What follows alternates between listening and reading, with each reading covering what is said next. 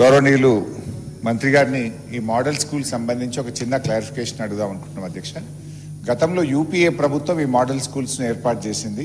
దురదృష్టవశాత్తు తర్వాత వచ్చిన ఎన్డీఏ ప్రభుత్వం ఈ మోడల్ స్కూల్స్ను రద్దు చేయడం జరిగింది.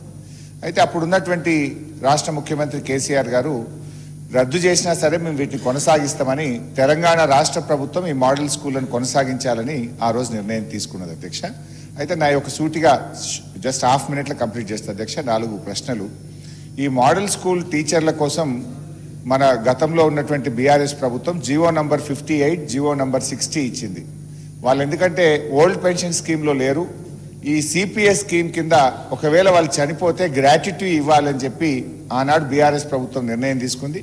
ఇప్పటి వరకు 42 మంది మోడల్ స్కూల్ టీచర్లు చనిపోయారు. వారికి గ్రాట్యుటీ ఎప్పటిలోగా చెల్లిస్తారు, చెల్లించకపోతే తక్షణమే చెల్లించాలని కోరుతా ఉన్న ఒకటి.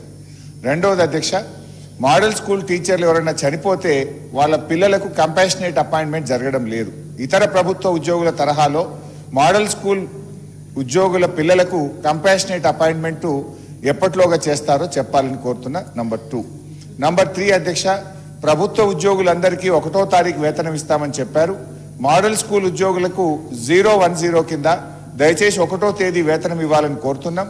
ఈ నెల ఇవాళ మనం ఈ రోజు కూడా 17వ తేదీ అధ్యక్ష, ఈ రోజు కూడా మోడల్ స్కూల్ టీచర్లకు వేతనం పడలేదు. దయచేసి 1వ తారీఖు అందరిలాగా ఇవ్వాలని కోరుతున్నా. లాస్ట్ అధ్యక్ష, మీకు సంబంధించింది అధ్యక్ష, ఈ అందరు ఉద్యోగులకు ఈహెచ్ఎస్ హెల్త్ కార్డులు ఇస్తామని చెప్పారు.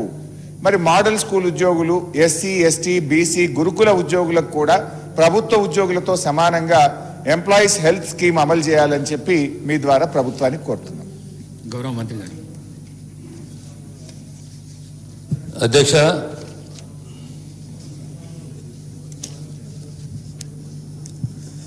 Model school